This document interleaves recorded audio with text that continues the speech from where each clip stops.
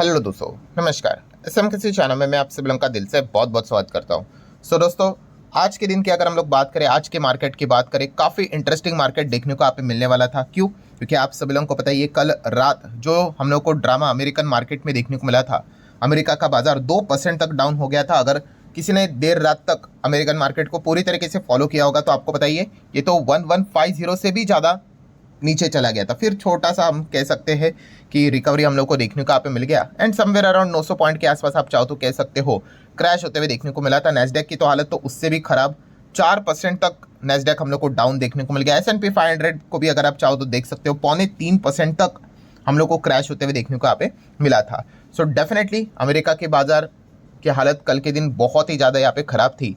But आज के दिन की अगर हम लोग बात करें दोस्तों, तो हर कोई एक्साइटेड था कि हमारा मार्केट कैसे ओपन होगा, क्योंकि आप सभी लोगों को पता ही है कि जो गिरावट हम लोग को देखने को यहाँ पे मिल रही थी, ठीक है, अमेरिका का बाजार गिरा क्यों, ठीक है, उसके पीछे का जो कारण हम लोग को देखने को मिल रहा था, वो खास करके अमेरिका से रिलेटेड ही जो इंटरनल स्टेटमेंट जो ट्रंप ने यहाँ पे दिया था उस चीज़ के चलते हुआ था। तो इसीलिए मोस्ट प्रोबेबली, मतलब हम कहते हैं ना कि कभी कभी इस प्रकार की चीज़ें होती है कि अगर 10 में से अगर आप चेक करते हो कि अमेरिकन मार्केट अगर गिरता है तो हमारा मार्केट भी गिरता है, अमेरिका का बाजार भागता है तो हमारा बाजार भी भागता है। तो ये हम कहते हैं 10 में से 7-8 बार ऐसा होता है, बट 2 से 3 बार नहीं भी होता है। सो यही चीज़ें हम लोग को आज के दिन भी थोड़ी बहुत देखने को आप मिलने वाली थी, एंड वैसा ही कुछ होते हुए देखने को आप मिल गया। ठीक है, कोई बहुत बड़ी तेजी नहीं थी, बट इतने बड़े महाभूकंप में फिर भी हमारे निफ्टी ने हरे निशान के साथ ही अगर क्लोजिंग दिखा दी, ठीक है, वही एक बहुत बड़ी बात हम लोग को देखने को यहाँ पे मिल रही थी। सो डेफिनेटली जो ओपनिंग थी वो वेल एक्सपेक्टेड थी कि भाई हाँ गैप डाउन ही होगा, वैसा ही देखने को मिला। इन शॉर्ट हम कह सकते हैं गैप डाउन भी इतना कोई बहुत बड़ा नहीं हुआ, ठीक है। सो इससे रिलेटेड भी एक थोड़ी सी हिंट मिली थी, क्योंकि जापान के बाजार की अगर हम बात करें, आगे हम देखेंगे कि वो भी इतने कुछ ज़्यादा यहाँ पे गिरे नहीं थे, ठीक है। सो जो हम लोगों को ये पॉइंट्स यहाँ पे समझ में आ रहे थे कि हाँ भाई अमेरिका का मार्केट टूटा तो ज़रूर है, बट जो गिरावट के पीछे का रीज़न था वो ट्रंप के चलते हम लोग को उनके इंटरनल इश्यूज़ के चलते देखने को यहाँ पे मिल रहा था, एंड वही चीज़ें फिलहाल तो हम लोग को देखने को यहाँ पे मिल रही है। तो दोस्तों ये काफ़ी इंपॉर्टेंट लर्निंग पॉइंट्स है, इन सबको यहाँ पे ज़रूर नोट करके यहाँ पे चल लेना, ठीक है। ये बार बार आप लोगों को आगे भविष्य में भी काम यहाँ पे ज़रूर आएंगे। सो जैसे कि अभी मैंने आप लोगों को बताया कि भाई कि वो गिरावट क्यों देखने को यहाँ पे मिल रही थी स्पेसिफिकली अमेरिका में, तो इसके पीछे का रीज़न आप सभी लोगों को पता है कि रिसेशन की जो बातें हम लोग को देखने को मिल रही है, मंदी की बातें जो देखने को मिल रही है, वो कोई बाकी कंट्रीज़ की नहीं, फिलहाल अमेरिका से रिलेटेड ही यहाँ पे बोली जा रही है। क्यों? क्योंकि ट्रंप के डिसीजंस के चलते ये चीज़ें उनको फेस, उनके कंट्री में जो लोग हैं, उनके कंपनीज है, कॉर्पोरेट्स है, उनको फेस करने यहाँ पे पड़ सकती है। ये पॉइंट्स हम लोग को देखने को यहाँ पे मिल रहे थे, एंड इस चीज़ के चलते आप यहाँ पे देख सकते हो जो रिमार्क ट्रंप ने यहाँ पे रिसेशन के चलते यहाँ पे दिया कल के दिन फॉक्स न्यूज़ को बोलते वक्त,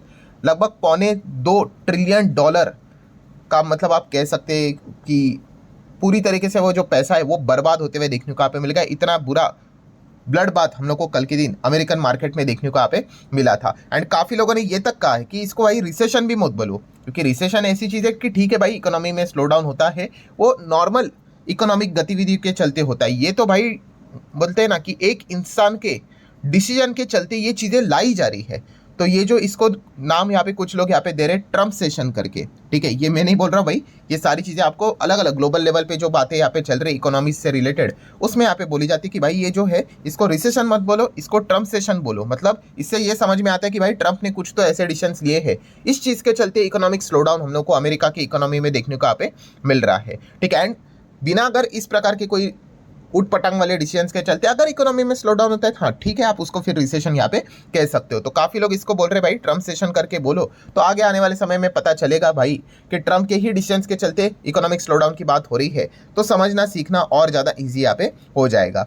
सो ये सारे पॉइंट्स के चलते हम यहाँ पे कह सकते हैं दोस्तों अमेरिकन मार्केट स्पेसिफिकली गिरते हुए देखने को यहाँ पे मिल गया। बट ग्लोबल लेवल की बात करें तो इतनी कुछ दिक्कतें हम लोग को देखने को नहीं मिली। जैसे अभी मैंने कहा कि कॉन्फिडेंस थोड़ा सा इसलिए बढ़ा क्योंकि जापान के मार्केट में कोई बहुत बड़ी गिरावट देखने को यहाँ पे नहीं मिली, ठीक है, क्योंकि आप निक्काई को सबसे पहले सुबह सुबह यहाँ पे चेक कर ही लेते हैं, तो इससे थोड़ा बहुत अंदाजा यहाँ पे आ जाता है। हाँ, अगर ये भी अगर एकदम 1% 2% ऐसा कुछ गिरता तो समझ में आता है कि चलो भाई आज तो हमारी भी पिटाई यहाँ पे यूजुअली होने वाली है, बट वैसा कुछ देखने को नहीं मिला। ऊपर से अगर हम लोग यहाँ पे यूरोपियन मार्केट की अगर हम लोग बात करेंगे तो यूरोपियन बाजार में आपके सामने रखना चाहूँगा, ये देखो यहाँ से तो कॉन्फिडेंस और बढ़ गया। यूरोपियन बाजार में भी कोई बहुत बड़ा तांडव देखने को नहीं मिला। इनफैक्ट जर्मनी और फ्रांस के बाजार की बात करें भाई, वो तो हरे निशान में ही वर्क कर रहे हैं हमारे जैसे ही, कोई बहुत बड़ी सुपर डुपर तेजी नहीं, बट एकदम 0.5% के आसपास भी चल रहे हैं, तो भी बहुत अच्छा परफॉर्मेंस देखने को ना। और फुटसी भी जो गिरा है वो भी कोई बहुत बड़ा नहीं, 0.16% ही। सो कंक्लूजन क्या है दोस्तों, कंक्लूजन वही निकल कर आ रहा है जो हम लोगों को पहले से ही पता है यहाँ पे था कि अमेरिका के इंटरनल इश्यूज के चलते ही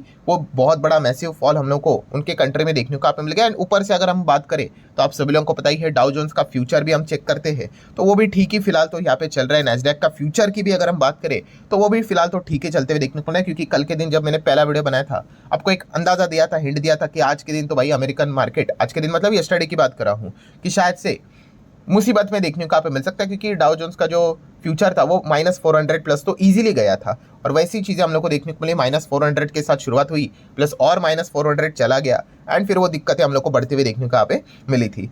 सो पहला वाला पॉइंट तो हम लोग को इसी चीज़ के चलते यहाँ पे देखने को यहाँ पे मिला है, ठीक है, कि ये पूरा जो ड्रामा हम लोग को ऐसा कैसे हुआ, तो ये चीज़ें हम लोग को फिलहाल तो देखने को मिल रही है। एंड इतिहास की अगर हम लोग यहाँ पे बात करें दोस्तों, ठीक है, तो इस प्रकार की ये जो गिरावट है, मतलब अगर आप लोग चेक करोगे कि पिछले कई दिनों की जो गिरावट अमेरिकन मार्केट में देखने को मिल रहे हैं, जस्ट कुछ चंद दिनों की गिरावट, इस चीज़ के चलते $4 ट्रिलियन की वैल्यू, ठीक है, हम यहाँ पे कह सकते हैं जस्ट ट्रम्प एंड उसके जो नीतियाँ है टैरिफ को लेकर, खास करके जिस चीज़ के चलते अनसर्टेनिटी हम लोग को देखने को मिल रही है, किसी को कुछ भी नहीं पता कि एग्जैक्टली क्या बोले आगे, ठीक है। काफ़ी लोग फ्रस्ट्रेट भी यहाँ पे हो जाते हैं, कमेंट सेक्शन में भी लिखते हैं कि सर वीडियो देखकर कंटल आता है, आपको वीडियो देखकर आता है भाई, बनाते बनाते कंटल आ जाता है, इतना कुछ उनके अनसर्टेनिटीज, यू टर्न्स, बार बार ऐसा वैसा हम लोग को चीज़ें देखने को यहाँ पे मिल रही। बट क्या करें भाई, मार्केट में तो ये सारी चीज़ें झेलनी पड़ती है, बॉलर टफ है तो थोड़ी ना पीछ छोड़ के कोई जाता है। बट आप देख सकते हो $4 ट्रिलियन इतना वाइप आउट हम लोग को होते हुए देखने को मिल गया वैल्यू। एंड $4 ट्रिलियन मतलब आप अंदाज़ा लगा सकते हो हमारी इकोनॉमी की अगर हम बात करें तो वो कितने हम लोग को देखने को मिल जाती है, उसी के आसपास देखने को मिलती है, $4.25 ट्रिलियन के आसपास। नो डाउट ये एक साल का डेटा यहाँ पे रहता है, बट आप अंदाजा लगा सकते हो कि जो ये भूकंप हम लोग को देखने को यहाँ पे मिला है अमेरिकन मार्केट में पिछले हफ्तों से ट्रम्प के चलते खास करके, वो कितना ज़बरदस्त है, ठीक है। अगर हम $4 ट्रिलियन की बात करें, इतना तो हमारा पूरे शेयर बाजार का मार्केट कैप तक नहीं है, ठीक है, जितना इतना पैसा वहाँ पे हम लोग को वाइप आउट होते हुए देखने को यहाँ पे मिल चुका है। सो डेफिनेटली हम कह सकते हैं कि इस प्रकार की चीज़ें काफ़ी रेयरली देखने को यहाँ पे मिल जाती है। एंड खास करके हम कह सकते हैं ये सारी चीज़ें ट्रम्प के डिसीजंस के चलते बार बार होते हुए देखने को मिल रही। तो फर्स्ट जो आपका डाउट था कौन सा, कि क्यों ऐसा मार्केट में हम लोग को देखने को मिल रहा है कि अमेरिकन मार्केट तो एकदम जोरदार क्रैश यहाँ पे हो गया, बट हमारे निफ्टी ने तो चलो कोई बहुत बड़ी तेजी नहीं, बट हरा निशान तो यहाँ पे दिखा दिया। तो इसके पीछे का रीज़न यही था कि ट्रम्प सेशन के चलते, ठीक है, अमेरिकन मार्केट भी परेशान अभी होते हुए देखने को मिल रहा है। भाई सोच कर देखो, मैंने इसके पहले भी 3-4 वीडियोस में पॉइंट्स बोला है, वॉरेन बफे जी को आके बोलना पड़ रहा है। जस्ट इमेजिन, वॉरेन बफे जी वो यूजुअली इस प्रकार के स्टेटमेंट कभी नहीं देते हैं, तो उन्होंने आके बोल दिया, ट्रम्प को बोला कि भाई आप क्या कर रहे हो यहाँ पे, एक्ट ऑफ वॉर जैसी ये चीज़ें हैं, ठीक है, और अगर कर रहे हैं तो भाई एक बार करके ख़त्म कर दो, ठीक है। कब से यहाँ पे चीज़ें बोल रहे हैं, कैंसिल कर रहे हैं, बोल रहे हैं, कैंसिल कर रहे हैं, कितना अनसर्टेनिटी, ठीक है। बड़े बड़े कंपनीज की अगर हम लोग बात कर रहे हैं, वहाँ के एयरलाइंस कंपनी के स्टेटमेंट्स आ गए भाई कि हम आगे के फोरकास्टिंग नहीं दे सकते, फोरकास्टिंग मतलब परफॉर्मेंस के हिसाब से, क्योंकि उनको भी नहीं पता है भाई कि आगे क्या होने वाला है करके, ठीक है। सो ये दिक्कतें हम लोग को अमेरिका में क्रिएट होते हुए देखने को यहाँ पे मिल रही है। एंड काफ़ी लोगों ने वार्न भी किया था ट्रम्प को कि आने वाले समय में इस प्रकार की चीज़ें उनको भी यहाँ पे फेस करना यहाँ पे पड़ेगी, और वही चीज़ें होते हुए देखने को यहाँ पे मिल रही है। देन सेकंड अगर हम लोग भाई की बात कर ले, कौन सा भाई, मतलब जो डाउट आप लोगों को यहाँ पे आ रहा था, जो सबसे ज़्यादा सवाल ये पूछा जाता है, तो सर क्या वापस मान ले कि हमारा बॉटम यहाँ पे बन चुका है, ठीक है। तो इसके पहले भी मैंने आप लोगों को बहुत बार बताया है कि लेवल के हिसाब से भाई बॉटम बिटम किसी को कुछ नहीं पता होता है, सिचुएशंस को देखना होता है। एंड सिचुएशंस की अगर हम लोग यहाँ पे बात करें, सिचुएशंस बोले तो जो प्रॉब्लम मार्केट में क्रिएट होकर रखी है, ऑब्वियसली ना, मार्केट जब गिरता है, जब आपका इंडेक्स 12% 15% नीचे आता है तो भाई कुछ तो प्रॉब्लम होगा। अभी 2020 में क्या प्रॉब्लम था, हाँ भाई कोविड था, ठीक है। सो वो प्रॉब्लम जैसे हील होना स्टार्ट हो जाता है, ठीक है, तो समझ में आ जाता है कि हाँ भाई बाजार रिकवर कर रहा है। तो वैसे ही जो प्रॉब्लम के चलते हमारा मार्केट यहाँ पे नीचे आया है, ठीक है, वो वैल्यूएशन वो तो चीज़ें चलती रहती है, बट मेजर जो 3 प्रॉब्लम देखने को मिलते थे, क्या वो सॉल्व हुए? तो अभी तक सॉल्व नहीं हुए हैं। कौन सा? देखिए, पहले तो हमारा रुपी जो गिर रहा है, क्या रुपी गिरना रुक गया?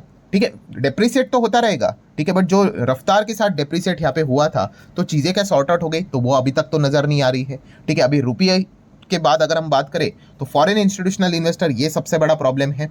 तो ये क्यों लगातार एग्जिट कर रहे हैं, उसके पीछे के 2 रीज़न है। एक तो कमज़ोर रुपी, एंड जो इनके ऊपर जो टैक्स यहाँ पे लगने वाला है, मतलब जो चीज़ें हम लोग को देखने को मिलेगी, इस चीज़ के चलते इनके नेट रिटर्न्स काफ़ी कम हो जाएंगे, ठीक है। और लगातार, चलो ये तो चीज़ें अभी फिक्स है कि टैक्स तो इतना इतना ही होता है करके आपके ऊपर, बट रुपी का डिप्रिसिएशन भाई अगर ये जितना बढ़ते चला जाएगा, उनके उतने रिटर्न्स कम होते चले जाएंगे। अगर 10% कमाए, मान लो उनके नेट रिटर्न 4% ही है, अगर रुपी और कमज़ोर हो गया तो ये शायद से 3.8 हो सकता है, रुपी और कमज़ोर हो गया तो ये 3.5 हो सकता है, रुपी और कमज़ोर हो गया तो ये 3 हो सकता है।